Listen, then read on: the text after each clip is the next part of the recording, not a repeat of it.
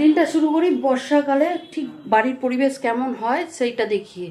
আপাতত পেছনে দেখতেই পাচ্ছ এইগুলো প্রায় শুকনো হয়ে এসছে, কিন্তু হাত দিয়ে ধরলে ছ্যাঁক ছ্যাঁক করছে, মনে হচ্ছে একটু রোদে দিলে ভালো হয় বা একটু মিলে দিলে। এগুলো যাবে এবার হাওয়াতে, শুকিয়ে গেছে কিন্তু হাওয়াতে যাবে। এবার দেখাই,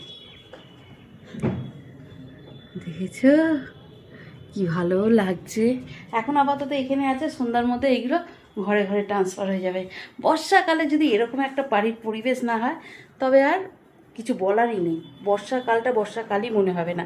এবার দেখাই আমার আধার কার্ডের আপডেট আছে, কি জিপিওতে এ করা আছে। সেটা সকালবেলা বললে এতক্ষণে রান্নাবাড়ি হয়ে যেত। আচ্ছা, রান্নাবাড়ি সব আমি তো সব রেডি করা আছে, তুমি শুধু যাবে আর করা যাবে। সকালবেলা তুমি যে টনিকটা দিলে একটু বেশি হয়ে গেছে, দেখেছো? 10টা বাজে এখনো কিন্তু বই নিয়ে বসে রয়েছে। 12টা অবধি পড়ে, 12টার পরে টিভি দেখুক না, ফোন দেখুক না, অসুবিধা নেই। জামা কাপড় ভিজে গেছে, চেঞ্জ করো।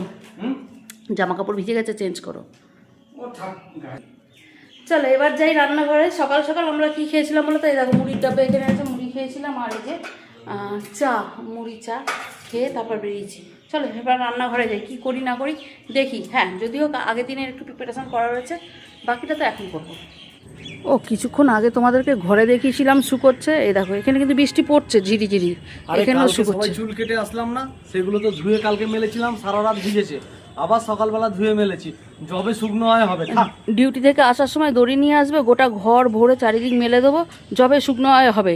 তারপর তো হাগিন্সের ব্যবস্থা আছে, পরিয়ে তিনজনকে ঘোরাবো। অবশ্য পুরীতে গেছিলাম, এখনো 6টা লুঙ্গি আমার ঘরে আছে। হ্যাঁ, মেশিন আছে, দাম দাম করে সেলাই করে নেবো, 3 ব্যাপারটা পরে নেবো, অত সোজা না। চলো আমি এসছি পুঁই শাকের পাতা কাটছে। কাল বর্ষাকালে শাক খেতে নেই গো। এ তো আমাদের ঘরের শাক, এ কি আর সেই ঘাটে মাঠে হয়ে রয়েছে যে পোকামাকড় ডিম পেড়ে গেছে? তা এখন পুঁই শাকের পাতা ছিঁড়ে তুমি কি করবে? আরে কালকে ছোটটা চিংড়ি মাছ দেখেছে না, কাল থেকে নাকে কাটছে। আর ছুরি আনোনি কেন? আমার হাতে কাফি, মুখটা কি আমার কম ছুরির কম কিছু? দাঁত দিয়ে দাঁত দিয়ে কাটো, যে আজকে ছুরি ধার দাওনি? মুখটা আমার না না, ছুরি ধার দিয়েছো কে? তুমি? না তো, না, ছুরি ধার দেবো কেন? না, তুমি তো সপ্তাহে 1-8 বার দাও। আরে কচি কচি লেবুগুলো তুলছো কেন? একটা নিয়ে যাই, নাহলে বড় ছেলেটা ভাত খাবে না। ওই লেবু হলে ভাত খেতে পারে। ও বাবা রে, কি হলো? কি হলো? এখানটা পা দাও, এরকম স্লিপ হয়ে যাও, তারপর বুঝতে পারবে কি হলো। এই ওই দেখো ঘাস খাচ্ছে, তার মানে ওর পেটটা ঠিক নেই। যা যা যা যা, খেয়ে নে খেয়ে নে। এখানে আয়, দাও, এনে খাচ্ছিল। এই দেখা, দেখেছো কেমন খাচ্ছে শিউলি পাতা? দাও আমি ধরছি। এনে পাপা না, দেখো শিউলি পাতা খাচ্ছে। ওর শরীর টরীর খারাপ হলে ওখান থেকে শিউলি পাতা খাবে, তুলসী পাতা খাবে, তারপর ঘাস খাবে। ওই এনে এইটা কচি পাতা, এনে এইটা কচি পাতা না। নিচে তো আর নেই, সব তো উপরে উঠে গেছে। হ্যাঁ, খেয়ে নিয়েছে তো নিচেগুলো। গরমকাল ভোর না, রান্নাঘরের এখানটা এই কার্পেটটা পাততে লাগেনি। শীতকালে একটু পাততে লাগে, পায়ের তলাটা ভীষণ কনকন করে ব্যথা করে। কিন্তু এই যে বর্ষাকালে এসছে না, জানি না আমার ঘর শুকনো আছে কিন্তু তাও যেন একটু স্যাঁতস্যাঁত ভাব লাগছে। কন্টিনিউ যে বৃষ্টি হয়ে যাচ্ছে না, একটু রোদ্দুর না হলে একটা স্যাঁতস্যাঁতে ভাব লাগে। রাত্রিবেলা ফ্রিজটা অফ করে রাখি, কিন্তু তাও যেন কোথা থেকে অত বরফ যে ঢিবি হয়ে জমে থাকে না, বুঝে উঠতে পারি না। সকালবেলা কিন্তু বাসন টাসন গোছানোর কোনো সময় নেই। আমাকে সকালবেলা আগে রান্নার স্ল্যাবটা মুছে আর একবার পরিষ্কার করে আমি সোজা ফ্রিজ থেকে জিনিসপত্র বের করি, এরপর আমার রান্নাঘর গোছানো হবে। মানে এই যে বাসন কাসনগুলো পড়ে রয়েছে, ইগনোর করো এটা। হ্যাঁ, এটা যদি এখন গোছাতে যাই না, তবে আর কি বলো তো, আমাকে সকালে রান্না করে উঠতে পারবো না। রাত্রিবেলা বাসনগুলো মেজে রাখা, ধুয়ে রাখা, এই জিনিসগুলো এগুলো উপর করে রেখে দিই তো স্ল্যাবটার মধ্যে। তাই চলো এখানে মাছ টাছ বের করে নিয়েছি, মাছগুলোকে ভেজাবো। আর ওই বলেছিলাম রান্নার কিছুটা জোগাড় করেছি। রান্নার জোগাড়ের মধ্যে করেছি কি, আগের দিনকে কচুগুলো ছাড়িয়ে রেখেছিলাম। না, কচুগুলো আমি রাখিনি, ছাড়িয়ে আমার বর ছাড়িয়ে দিয়েছিল। কচুগুলো ছাড়িয়ে রেখেছিলাম, কচু আলু চিংড়ির দম করব, সেই হিসাবে এখানে কচুগুলো তো ছাড়ানো রয়েছে, আলুও কাটা রয়েছে। আর তার সাথে চিংড়ি মাছটা একটু জলে দিয়ে দিয়েছি, এবার শুধু তরকিতে দেওয়া। মশলাটাও কিন্তু বেটে রাখা রয়েছে। মশলার মধ্যে ওই একটু জিরে, আদা, কয়েক কোয়া রসুন আর একটু এলাচ আছে, কাঁচা লঙ্কা। আর যেহেতু আমরা লাল লঙ্কার গুঁড়ো, শুকনো লঙ্কা খাই না, সেজন্য কাশ্মীরি লঙ্কা গুঁড়োটা একটু রঙের জন্য দেবো। কচুরমুখী আমার বড় খেতে ভালোবাসে, আমিও যে খুব যে ভালোবাসি তা না, কিন্তু হ্যাঁ ভালো লাগে, এরকমভাবে চিংড়ি দিয়ে করলে খেতে ভালো লাগে, কিন্তু ছেলেগুলো আবার খায় না। কিন্তু এইবারের তরকারিটা না ছেলেগুলো দেখলাম খেলো। কেন বলো তো?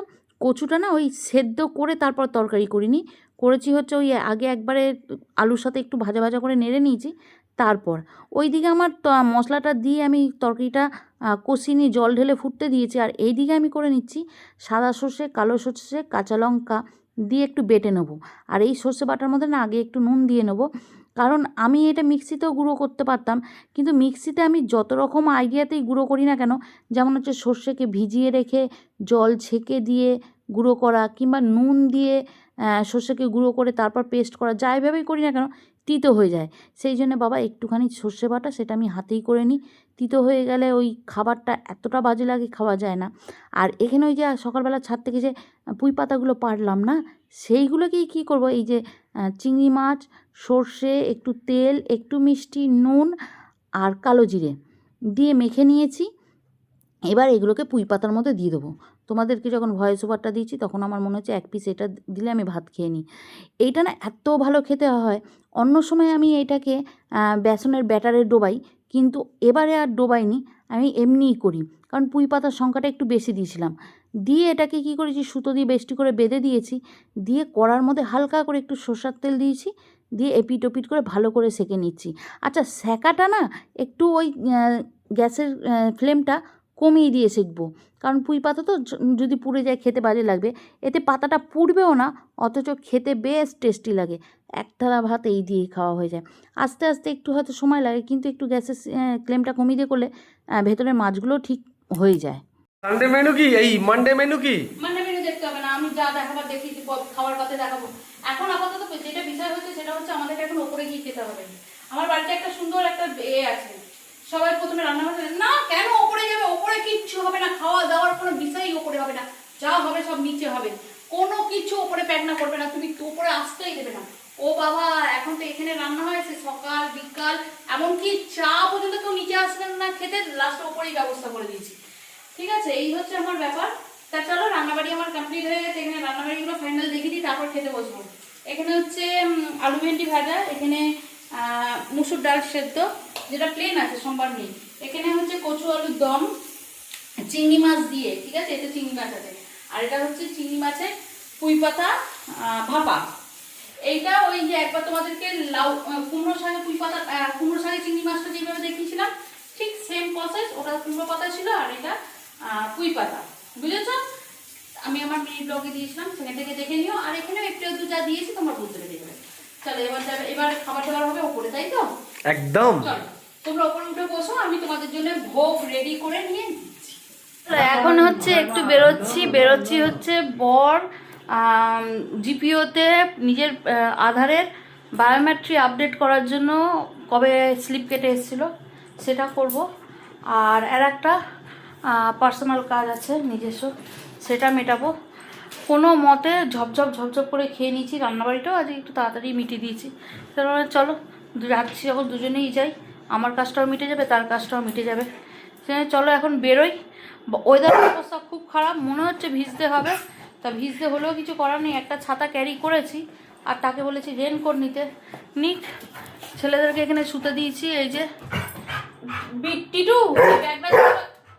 অরি তো ধরেছিস কেন মাম্মার ব্যাগ? চলে, হ্যাঁ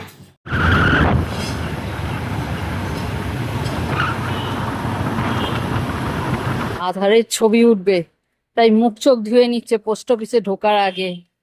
এতদিন ধরে বলে বলে করেনি। হয়েছে ফেস ওয়াশ দেবো, ফেস ওয়াশ। ও চলো, আমার বউকে নিয়ে চলে এসেছি বাবুঘাট। আজকে না আসতাম না, আমরা পোস্ট অফিসের কাজ সেরে বেরিয়ে যাচ্ছিলাম, এখন শুধু এলাম। রাস্তা দিয়ে যখন যাচ্ছি দেখি জলের কন্ডিশন পুরো টইটুম্বু, দেখো কত দূর অবধি চলে এসেছি, এই সিঁড়িটা অনেকটা দূর অবধি। জল পুরো টলমল করছে। আমরা হয়তো 2 সপ্তাহ না 3 সপ্তাহ আগে এসেছিলাম, তখন তোমাদেরকে দেখেছিলাম এই গাছটা কাঁঠাল হয়েছে, ঠিক আছে? এই ঠিক জামাই ষষ্ঠীর আগে এসেছিলাম। এই গাছটা আমি বসিয়ে দিয়ে গেছিলাম, একটাও কাঁঠাল নেই, সব পেরে নিয়েছে। এই না, আছে ওখানে দুটো আছে, পারতে পারেনি বলে বোধহয় সব পেরে নিয়েছে। না, এই গাছটা আমার বসানো, জানো কাকা? হ্যাঁ, এই ওই গাছটা আমি বসে দিয়েছিলাম, বাড়িতে মাটি নেই তো, জায়গা নেই, কোথায় বসবো, গঙ্গার পাড়ে বসে দিয়েছিলাম, কাঁঠাল নিয়ে নিয়েছে। আজ এই নৌকাগুলো রেট অনেক কম বলছে বলো, নাহলে 500 টাকা করে রেট থাকে, আজকে 400 বলছে। আজকে 400 বলছে। জল প্রচুর না, মানুষ বৃষ্টির জন্য আর বৃষ্টির জন্য বেরোয়নি তো, বেরোয়নি, ফাঁকা, ওই জন্যই রেটটা একটু কম। জল দেখে ভয় লাগছে, নৌকে কি যাবো, জল যত থাকবে তত নৌকা চড়ে মজা। ধর বাবা, ওই যে ওখানে যে এটা দেখতে পাচ্ছ, ওই যে কি বলে এটা, ওই যে ওইটাকে কি বলে গো, হ্যাঁ যাই হোক, জল মাপার জন্য, ওটা জলের লেভেল মাপার জন্য, লেভেল করার জন্য, এমনি তো লেভেল মাপার জন্য, সেটা পুরো প্রায় একটুখানি বেঁচে রয়েছে, বাকি সব ঢুকে গেছে। জাহাজগুলো দাঁড়িয়ে ছিল সব বেরিয়ে যাবে। হ্যাঁ বেরিয়ে যাচ্ছে তো। আজ গঙ্গার পাড়ে না এক ফোঁটা হাওয়া নেই, এর আগের দিন উল্টো দিকে বলছে, হাওয়া উল্টো দিকে বলছে। আরে আমি সেজে গুজে চুল কেটে দাড়ি কেটে আসলাম যে আধার কার্ডের ছবিটা তোলাম, এমন অবস্থা, চোখ মুখ দিয়েও ঠিক কাজ হলো না। ঠিক আছে, ছবিটা যে কি বাজে হলো, এমনি দেখতে সুন্দর আমার, সেটা সরকারি ক্যামেরার ফটো, সরকারি ডকুমেন্টস, তারও আবার ছবি সুন্দর করবে। তা যাই হোক, ওই পাশটা আপডেটটা করিয়ে নিন, অনেকদিন 10 বছর অন্তর আপডেট করতে হয় না, 10 বছর পার হয়ে গেছে। ওই পাশটা বসতে গিয়েছিলাম, কিন্তু 15-16টা সিট চেঞ্জ হয়েছে, এখানে কাক আছে, ওখানে নোংরা আছে, ওখানে হাওয়া কম আছে, ওখানে আলো কম আছে। 10 মিনিট বসবো, 10 মিনিট বসেই চলে যাবো। হ্যাঁ খেয়ে দিয়ে উঠে, হ্যাঁ এখন অব্দি বসা হয়নি, 10 মিনিট বসে চলে যাব।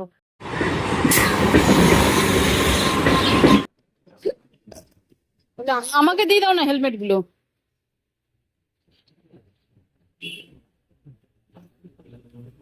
দেখেছো টাইম মতন বেরিয়ে আসছি, এক্ষুনি বৃষ্টি আসবে, আসবে মানে কি, এলো বলে বাড়িতে যাবো যে ভিজে ভিজে পুরো অন্ধকার হয়ে যাচ্ছে। তোমাদেরকে বলেছিলাম বৃষ্টি মাথায় নিয়ে হয়তো বাড়ি ফিরতে হবে, তবে বৃষ্টি মাথায় নিয়ে বাড়ি ফিরিনি, তবে জমা জলে পা ধুয়ে বাড়ি ফিরছি। হ্যাঁ, তারপরে এই যে গঙ্গা কল পেয়েছি, সেখানেই পাটা আরও ভালো করে ধুয়ে নিচ্ছি। কলকাতায় এরকম জায়গায় এখনও গঙ্গা কল আছে বলেই বাঁচোয়া। দাদাকে বল একটু কাপ আর প্লেট ঠেলেট নিয়ে উঠতে, আমি এই সন্ধ্যাটা দেওয়া হয়ে যাক, দেবো, করবো, চা বানাবো। সোফাটা এটা ঠিক কর, একটু বেরিয়েছে, কি অবস্থা ঘরদোরের, কেউ বলবে যে আমি সারাদিন ঘরে কাজ করি, বলবে বউটা কোনো কাজবাজি করে না। অবস্থা দেখো, সারাটা দুপুর ওই করেছে, আর কি বলবো, থাক এখানে একটু, এত গুড়ি গুড়ি মশা হয়েছে। এখন হবে বাড়িতে চা খাওয়া। বরকে বলেছিলাম যে আমাকে একটা বাসে তুলে দাও, তা যাই হোক এই অবধি ছেড়ে দিয়ে গেছে। তখনই বললাম একটু কিছু টিফিন দিয়ে দাও, সে বললো আমার পেট ঢাক ঢাক করছে, ভর্তি, কিছু খাবো না। তো ও খাবে না বলে আমরা খাবো না। তা যাই হোক, এখানে অনেক সন্ধ্যার খাবার হয়েছে, চিকেন বিস্কিট, আর এখানে আমাদের আছে খাস্তা সমোসা। ঠিক আছে, এটা এখন আমরা খাবো। এখানে চা হচ্ছে, একজনের চিনি ছাড়া চা আর আমার চিনি ওলা চা। তোমরা অনেকে বলে দিদি চিনিটা খেও না, কিন্তু আজকে সকালে চা খাইনি, এই এখন চা খাবো, তাও চিনি ছাড়া না, হালকা অল্প করে নেবো। চলো হ্যাঁ, তবে আজকের দিনটা মোটামুটি মিটে গেল। সকালে তরকারি পত্র রয়েছে, কয়েকটা রুটি করলে রাত্রি খাবারটা মিটে যাবে, তারপর কালকেরটা কালকে আবার দেখা যাবে। চল এখন আপাতত সন্ধ্যার চা আর টিফিন।